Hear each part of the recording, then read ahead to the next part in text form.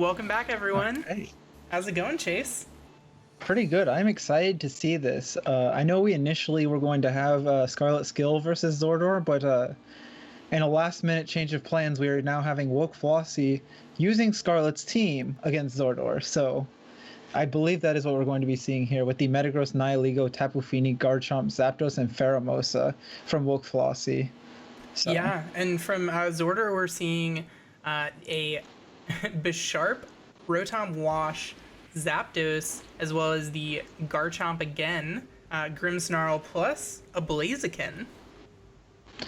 yeah, this is. I feel like every week I see Zordor running Bisharp plus random Pokemon that get speed boosts. Sometimes Exactly. it's Zapdos, sometimes it's Blaziken, sometimes it's Cinderace, but every single time it's just one of those Pokemon, and it's Yeah, really interesting to see which one it is each time. for sure. Zordor actually previously, just this last weekend, won the Kiki Tour, if I'm not mistaken, right?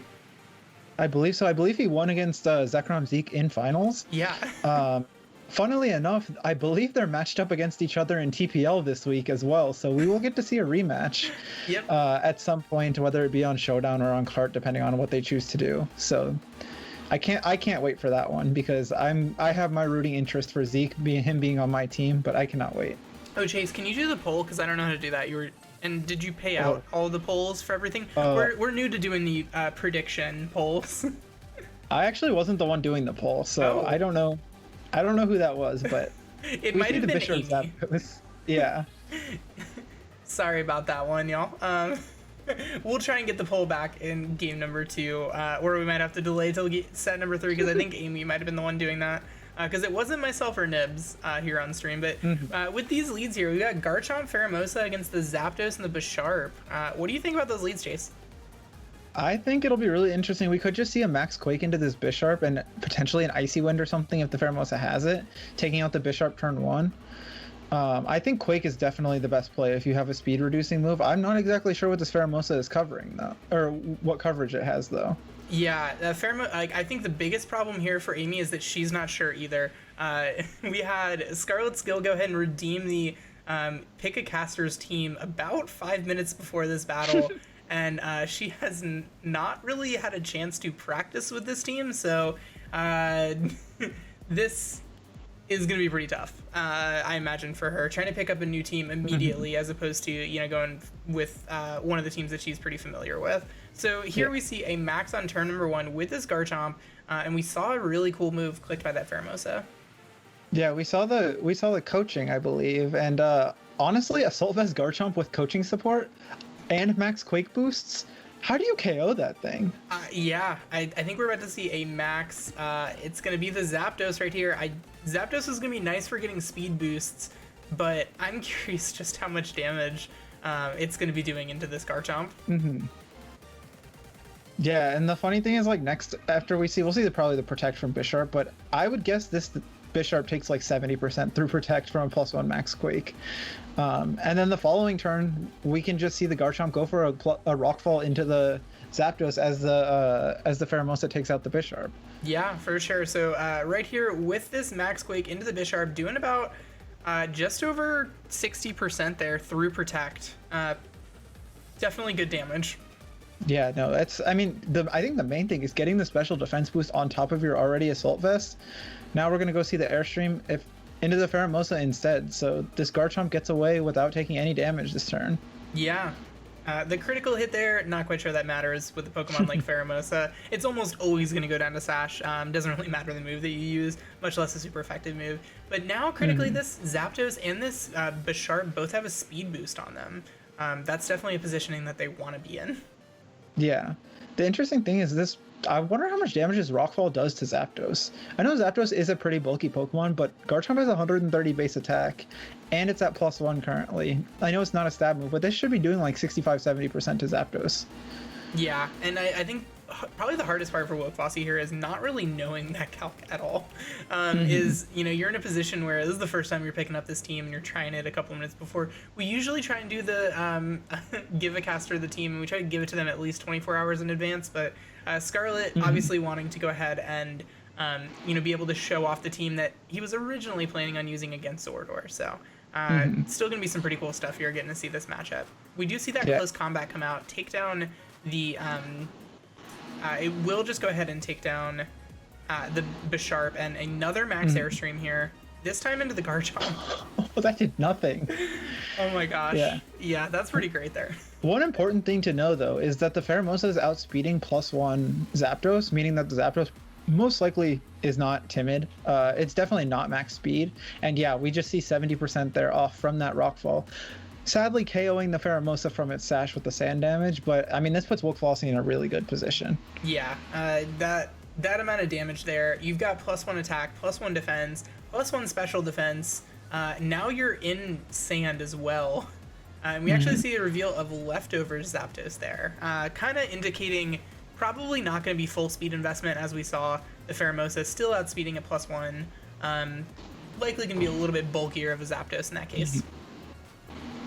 Yeah, and we see Garchomp Zapdos versus Garchomp Zapdos, and I think the funniest part is we have the inverse of the maxes on the two sides. Yeah, if you're these two Pokemon, who do you give the advantage to max-wise? I have to lean towards Wookflossy with the Garchomp.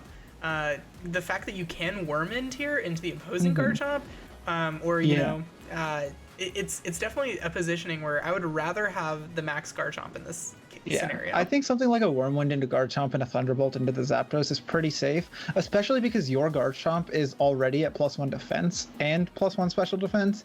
You're really not at a risk of a double up KOing with something like a Dragon Claw and an Airstream without a crit. Yeah. And even with a crit, I think you might need to crit both of them to get that KO. Yeah, so we do see the Airstream here into that Garchomp, does absolutely no damage. That's pretty incredible, just seeing just the bulk on that Garchomp. Yeah, this is pretty impressive. We see the double up, and yeah, I don't think a crit on either, like you had to crit both if you wanted to get that KO.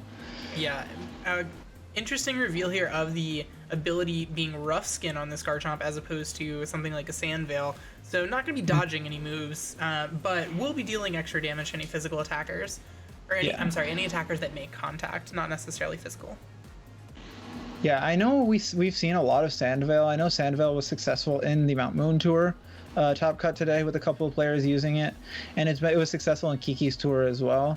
I personally like Rough Skin a little bit more just because you can KO Urshifus that are brought down to Sash and things of that sort. Although, I mean, each has their benefits. Why do you need to KO an Urshifu in one turn if you can just dodge Wicked Blow? Exactly. Just completely ignoring Wicked Blow that's a pretty great positioning here. So now this Rotom is out here. The Zapdos is basically done with, I believe the Sand animation will, I guess the Sand animation would technically kick in first. And now that it's out of Dynamax, I think it's just enough health to where that might be taken out regardless. But this Rotom probably needs to find some way of boosting itself pretty significantly if it wants a chance in this Garchomp. I think that Wookflossy should have Stomping Tantrum to the Zapdos. We do see the Roost come off. I think I only say that because I saw last week that Zordor was carrying Roost on his Zapdos, so I did say it a little bit late, but I think that would have been my play, knowing you really weren't at risk unless there was a crit Hydro Pump, and even now, like, aren't particularly at risk. It saves you one more turn, and now you're potentially in range of something like a Hurricane if this Hydro Pump hits the Garchomp. Yeah, we see the reveal of the Citrus Berry there on that Rotom. It goes for the Hydro Pump, does connect into this Garchomp, and oh my gosh, does, about half of what was left, but still not going to be enough. Yeah, and at this point, you just Rock Slide. I don't think you get too fancy and try to predict another Roost, because you can take out the Rotom this turn if you are Wookflossy. So you do something like you Rock Slide and you Thunderbolt the Rotom. You can Rock Slide and Thunderbolt the Zapdos, honestly. It's pretty safe. That covers just about everything.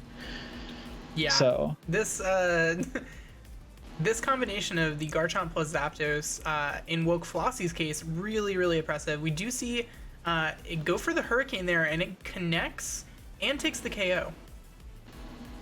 Yeah, and we should see the Zapdos take out this Rotom this turn with the Thunderbolt. And it really just comes down to if Zapdos plus Wookflossy's last Pokemon can take out an opposing roosting Zapdos. Yeah.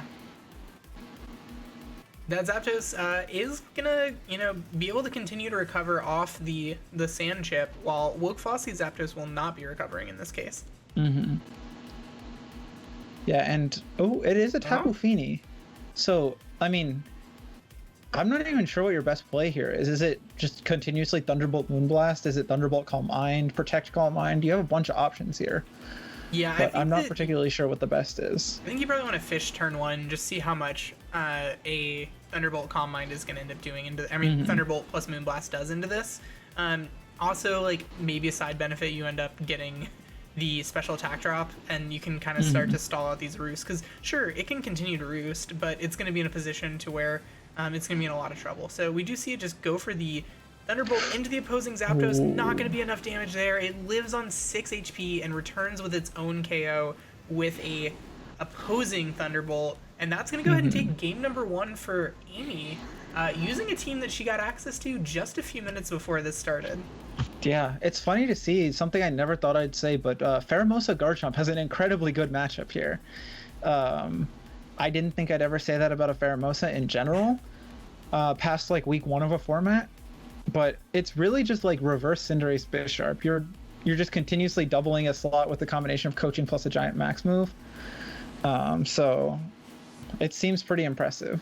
Yeah, really impressive showing there. I think having the AV on that Garchomp, just taking almost no damage whatsoever from the multiple special attacking Pokemon, and also being able to take out that Bisharp before it could do any damage. I think that's definitely going to lead Zordor to have to adjust here in game number 2 and figure out kind of what does he want to do differently? How is he going to adjust to that lead of Garchomp plus Pheromosa?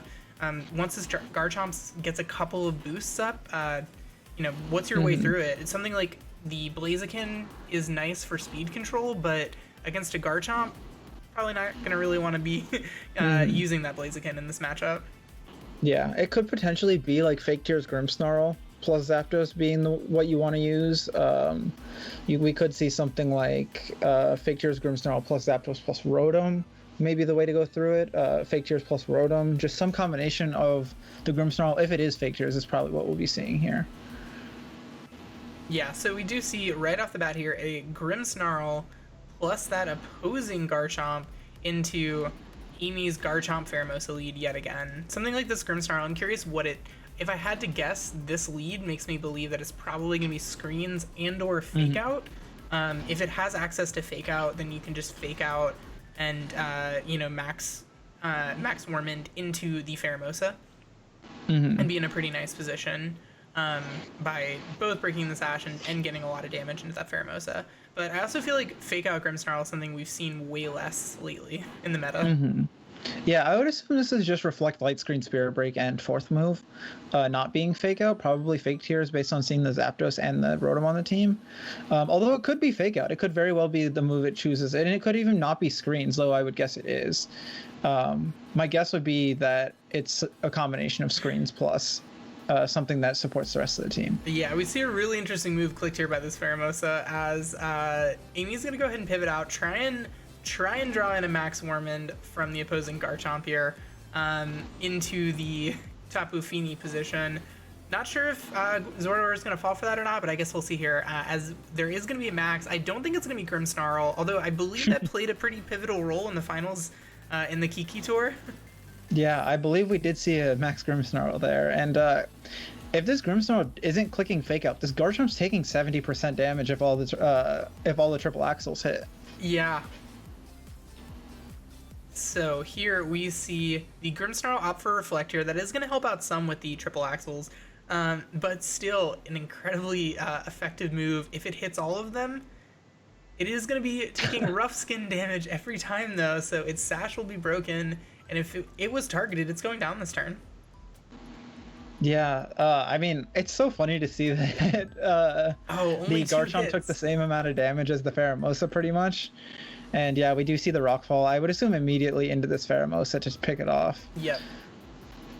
But it's a very different position than we saw game 1. We see the Garchomp getting away with dodging a third hit on the triple axle. That would have taken it down to 35-40%-ish. Yeah. And then returning the KO. Yeah, so unfortunate luck of the draw there for Woke Flossie, but still, I think she's got some pieces here that can still be somewhat threatening. A Garchomp v Garchomp game feels a little scary. Hey, thanks so much for the follow, Roxy. I don't think that's how you pronounce it. I'm so sorry. Roxy? I don't know. Welcome to the stream of the ATX VGC Monday Night Friendlies. My name is Gemma. I'm here with Chase, and we're commentating here in set number 2, game number 2 of our Friendlies. Yeah, and at this point, Zordor is pretty free to just set up a light screen and then attack, potentially doing damage into the Zapdos, or trying to prioritize max Quake boosts in order to get the damage reduction even further, so this Garchomp can kind of stall out the opposing Zapdos. As we see Woke Flossie going for a Heat Wave potentially into a Garchomp, as changing away from that immediately. Yeah, I think that she might have been trying to predict, or like go for a Heat Wave burn, then realizing, oh wait, I have a Tapu Fini and Misty Terrain up. I can't get a Heat Wave burn. Yeah. And I was going to say, that's probably not the play needed at this point in the game. As we do see the light screen come out, maybe we'll see a Rockfall into this, trying to bait a Rockfall. I would assume we just see the Max Quake into the Tapu Fini, prioritizing more bulk and really not letting this Fini set up Calm Minds. So yeah, being able to nullify those Calm Minds special attack boosts with a special defense boost of your own is really nice, especially when you add in the added bulk of Dynamax. It makes this Garchomp not like inherently lose an immediate 1v1 with the Tapu Fini, or just at this point in the game, Tapu Fini isn't just a win card against Garchomp, which feels a little different than past formats. Yeah, and I mean at this point, this Grimmsnarl's in such an incredible position where it can get it can get Spirit Breaks off into either of these Pokemon, and it's very important for both of them. Sitting here at plus, I believe, 1 special defense with Light Screen up and Reflect up, Grimmsnarl is not threatened and threatening to both of these Pokemon, along with potentially another Quake boost coming from this Garchomp this turn. Yeah, for sure. If this opposing Garchomp, Zordor's Garchomp, is able to continue to get those boosts up, it's going to be really hard for this Tapu Fini. I think another one probably just takes it out, given the amount of damage. It required the Citrus Berry to get back into a position where it was safe. A potentially interesting play here, trying to pivot that Garchomp out into the Zapdos, maybe trying to bait a Max Quake there. And if we do see that, it looks like the Max Quake was targeted into the Tapu Fini, so that's probably going to be a good night. Oh, Tapu Fini does live, just a little bit. I don't see it surviving this turn, given the combination of Sand and the likely follow-up of a Spirit Break. And I mean, like, the really important thing here is this Tapu Fini's +1, and this Moonblast without a crit is gonna do, what was that, 40% from where it was at, and then the Spirit Break should into the Zapdos. It's even better for Zordor, getting the special attack drop onto the Zapdos. And this Tapu Fini going down to Sand here is going to mean that this drop is permanent. You're not going to be able to boost your way out of that, especially with the Zapdos. So now, given -1 special attack, you've got Light Screen, and you've got +2 special defense, Zordor has functionally made his Garchomp basically untouchable. Yeah, it's a big reverse from the last game, where Woke Flossie's turn 1 coaching plus Max Quake made that Garchomp untouchable. Now this Garchomp is pretty much untouchable with the combination of the max moves and the screens. And the big thing is that Misty Terrain is still up, so if Woke Flossie wanted to go for a Max Wormwind or a Dragon Claw into this Garchomp, it's even weaker than it would have been without the Misty Terrain up. So we may see the Zapdos be the Dynamax option here, and if it is, it just needs crits. That's all that can be said right now. Yeah, for sure. There's definitely going to need to be some crit shenanigans here for Woke Flossie to go ahead and take this. We do see the Dynamax coming out from here, Woke Flossie. I missed what she was clicking on her selection, so it's going to be a surprise to me here, as it's actually the Zapdos opting here for those crits, just really trying to get maybe a crit Airstream plus a crit Earthquake, and you can take a KO. We just see the Grimmsnarl reveal its 4th move as Sucker Punch, as a matter of fact. Yeah, that's, I think, pretty important for Game 3, knowing that this Grimmsnarl can Sucker Punch the Pheromosa from its Sash. As we see a Rock Slide avoided by the Garchomp. As we did already see, it is not Sand Veil, so that is just a regular Rock Slide avoid. Yeah, regular Rock Slide avoid there, and the Max Airstream will be enough to just go ahead and take out this Grimmsnarl. No more Sucker Punch next turn. But at this point, Woke Flossie's down to her last 2 Pokemon. Zordor still has 3 more to go. Yeah, and again, this Zapdos is about to get KO'd by the combination of Life Orb and Sand. I believe it has 1 more Life Orb hit, and if Sand is not over this turn, Life Orb plus Sand will take it out. And yeah, we see the Rotom come in, and there's really no way for this Garchomp to do meaningful damage to either Garchomp or Rotom in the coming turns. Yeah, gonna be really tough. So you gotta decide exactly what kind of damage you're gonna go for here.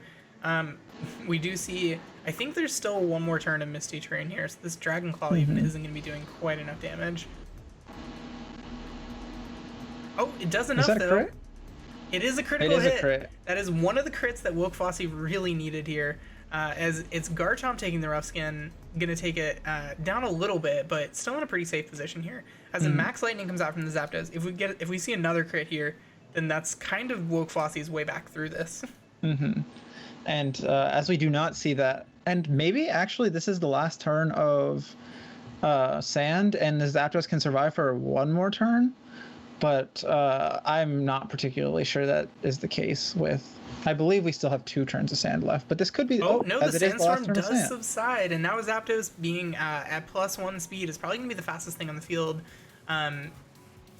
Barring something. Oh, it's Bisharp though, so it is gonna be threatening that Sucker Punch damage yet again.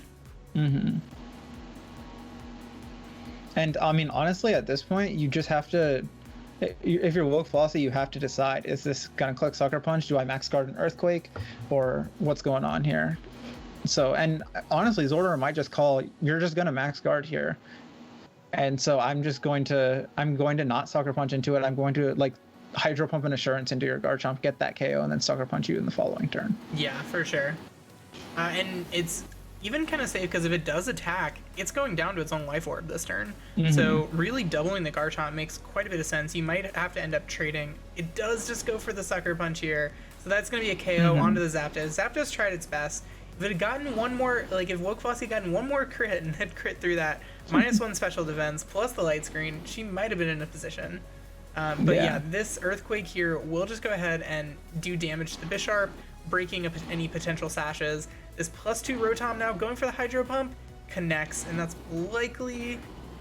I think Garchomp can survive this. It is AV, so yeah, actually it does survive that pretty well. Garchomp is the fastest thing on the field now. Yeah, I think it's in Sucker Punch range though. Sadly, I think we'll see a Sucker Punch here, and we'll be on to game 3. Yep, that is going to be in Sucker Punch range. Bisharp will also take rough skin damage. Not going to be enough though to make it a 1v none. As Zordor will go ahead and take that game there, 2-0. And now we're moving on. We're at 1-1. We're moving on to our second game 3 of the night here. Already super exciting stuff going on.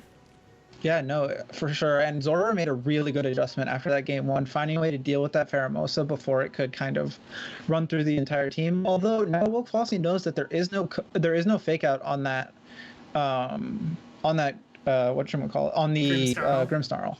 Yeah, for and sure. Because of that, you can just get your coaching off turn 1, whether you want to maybe risk the coaching plus Wormwind into the Garchomp, try to get that speed tie and get not the KO, but doing, I don't know, 70-80% damage and getting the attack drop, or you can just kind of play it safe and Wormwind plus Triple Axle. There are a lot of different options here. Yeah, a lot of ways to go through Woke Flossy, but you really got to try and call, is Zordor going to continue to do that same lead for game number 3 that he did for game 2? Do you think that he's also got to rely on another potential 2-hit from Triple Axle, because that Garchomp would have obviously been in a far more precarious position if it had taken the 3rd Triple Axle. So there's a lot kind of riding on that, a little bit of RNG there. What's the odds to miss any independent one of the 3 Triple Axles? I believe you have like a 72% chance of hitting all 3. Yeah. So, you know what they say in Pokemon? There are only 2 percentages. 90, like 100% and 5%, right? Yeah.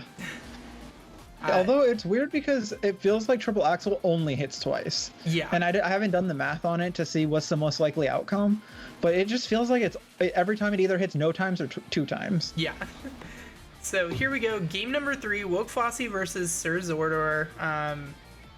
Let's see how these two have adjusted. Yeah. We see Grimmsnarl Garchomp again from Zordor's side, and I believe we see Garchomp Pheromosa for the 3rd time in a row for Woke Flossy. So, game 2 all over again. Yeah. So you got to expect the Reflect plus Max. An interesting play might even be something like Max Guard plus Break the Sash on the Pheromosa. I don't know that's particularly good. Maybe we'll see a repeat with the Max Grimmsnarl. I don't know. It doesn't really have any types of moves. It only is going to have access to, I guess, Max Darkness as well as Max Starfall. It'd be really funny to see a Max Starfall and a switch to Rotom. I don't think we're going to see that. It's not optimal to do that, I wouldn't say. I think if you're Amy, you just want to click Max Wormwind and Triple Axle, or click Coaching and Max and a Max move. But it'll be interesting to see here. Yeah, so we do see here Amy did go ahead and opt for that Max. Zordor either is going to be faster with this Garchomp or just won the first speed tie of many, if they are in fact trained with the exact same speed stat. Yeah, if I know Zordor, I'm pretty sure he's max speed on this Garchomp. And I would guess that because of the HP stat on Woke-Flossie's Garchomp, that it has a little bit more bulk, probably just to outspeed something like Urshifu's, or to outspeed base 100s, dropping like ADVs in that spot. But they could potentially be a speed tie that we're seeing here, which it's a very important speed tie to win if you were trying to go first here. Yeah, for sure. Definitely not going to want to go second. So here we see that Garchomp. Both Garchomps have now maxed. And we see a max card come out from Zordor's Garchomp. Yeah, honestly, I think this is a really good spot for Woke-Flossie, now knowing that you can get a second coaching off for free, and you can coaching Max Wormwind to the Garchomp, depending on, as we see, going down to Sash this turn. Yeah, but with no other residual damage, it's going to stay there on Sash and will continue to be the fastest thing. You get up to +2, so you're going to nullify any kind of reflect that comes out from the opposing Grimmsnarl. So yeah, it's not a bad positioning. Yeah, not at all. Something like a coaching Wormwind here should take out the opposing Garchomp through reflect, and I'm not really sure what Zordor can do to kind of counteract that. Maybe winning the speed tie and Wormwinding first to get the attack drop plus the reflect, and then winning the next speed tie if it is one, or just going first consistently and just getting attack drops with your own Max Wormwind if you do have it. Yeah, so here we're going to see Zordor actually withdraw his max here. All he got up was the max guard and a withdraw. We're getting a little choppiness coming out from the feed. Oh, kind of losing it here. Yeah. Let me check in with, this is Woke-Flossie's feed. Kind of stalling a bit here on us. I am so interested to see here what switched in. If you had to guess, what do you think it is? I mean, looking at Zordor's team, there's not anything that really wants to be taking on Max Wormwind. Maybe you switch in the Rotom, hoping it's a Max Quake after seeing the Max Quake into Max Guard the turn one. And it's a Bisharp. Yeah, maybe just trying to hope that you get that down to Sash, you get the Defiant boost, as we do see. But it wasn't even down to Sash. It took nothing. Yeah, that resisted hit, even being from +2. Gonna be doing quite a bit of damage here. Woke-Flossie's in a position though where she can go for another coaching and get even more bulk onto this Garchomp, being at +3. Not gonna be in threat of something like a Max or from a Sucker Punch. I don't know that this Bisharp is gonna live through a +3, even through Reflect on a Max Quake. Yeah, I think based off the damage we saw before, I don't think this lives. And if it does, it lives barely. And it is going to get KO'd to Rough Skin if it does live. And no, I don't believe it did live that. Nope. So an interesting play there from Sir Zordor. We apologize we couldn't bring y'all everything that happened on that play. I think it was probably Reflect based on the amount of damage that the +2 Garchomp did. As we do see the final Spirit Break here from this Grimmsnarl, we'll just go ahead and take Pheromosa out. All right, so apparently Scarlet was on to the newest meta-breaking idea here with this Garchomp plus coaching, because nothing is KOing +3/+3/+1 Garchomp, I don't think. Yeah, it's going to be really tough to do. Obviously, getting the first one wasted the max guard, and only getting one special defense boost. Not as ideal, but still, being at +1 defense against this Rotom that is gonna have to get a nasty pot up before it can do any damage, and it doesn't have the clearance to get a nasty pot here. Yeah, we could just see Rock Slide Thunderbolt. We could even see something like just Dragon Claw Thunderbolt into this Rotom, because the Grimmsnarl is not really that threat, and honestly the Rotom isn't that threatening either. You could just see Stomping Tantrum plus Thunderbolt into the Grimmsnarl. Yeah, it's pretty free, like whatever you want to go for if you're Woke-Flossie. you can just go ahead and go. Like, I imagine you don't necessarily want to. Oh, and a last second change there from the Thunderbolt that was going into the Rotom, but now going into the Grimmsnarl. And we do see both of these. If this lands, the Rock Slide does in fact land. Gonna do a good chunk. Not as much as you'd want from a +3 Garchomp, but when you follow on with the the Thunderbolt into the Paralysis, it's down in just about going downrange. We do see here the Zapdos will have its special attack lowered by 1 stage. Zordor still does have access to his max as well as his Garchomp in the back. Well, Zordor doesn't have max, actually. Losing the max turn 1, switching out. You're right. I completely forgot that it was just a max guard and switch out, so he does not have access to it. Grimmsnarl actually gets full parried, probably going for Light Screen. Really rough draw there from the Thunderbolt para, following into the Rock Slide plus Thunderbolt. Is this going to be enough to pick up the Rotom? Not quite. Not at all. I mean, it's really interesting to see here that Zordor kind of doesn't really have a way out, especially if Tapu Fini's in the back. Woke Flossie kind of has a very free play of switching to Fini and Dragon Clawing the Rotom, because it'll weaken the opposing Dragon Claw damage from Zordor because Garchomp is grounded. And you still get full power Dragon Claw into the Rotom because the Rotom is levitating. So that should be a pretty safe play here, because you'll probably, in Misty Terrain, I don't know, what do you think? Survive 5, 6 Dragon Claws from an opposing Garchomp? At +3 defense with no means of boosting the opposing Garchomp. The thing we could potentially see here is if that's the play, maybe seeing something like a Swords Dance coming out from Zordor's Garchomp. I'm unsure as to his moveset on this one. But yeah, gonna be some interesting stuff here. Again, it looks like we're having a little bit of issue with the feed here. It looks like it's gonna all catch up. All at once. All at once. We do see the Dragon Claw as well as that switch to Tapu Fini, just like we said. Gonna be enough to take out the Rotom because Rotom is not grounded. It doesn't benefit. And we do see a Rock Slide come out from the opposing Garchomp. It did 7 damage. I think that... What's 189 divided by 7? It's a... Infinity KO. I can't even do math. It's like a 27 hit KO. The answer is it doesn't matter. Wait, it's like actually a 27 hit KO. Yeah. I did the math in my head, and 189 divided by, like 27 times 7 is 189, right? Or 27 times 7 is 189, right? I have no clue. That sounds about right, though. 49 plus 140, maybe? And we do see a forfeit come out from Sir Zordor as Woke Flossie takes this set with a team that she picked up 5 minutes before this battle. Yeah. I think today is the day of upsets. We have Rollercoaster with 90% of the bets on him in game 1. I didn't see the betting odds of game 2, but I saw a lot of chat predicting Zordor, and we just have people proving other people wrong here today. We have Turtle with the win game 1 and Woke Flossie with the win game 2, and both players, and I mean all 4 players so far have played incredibly well.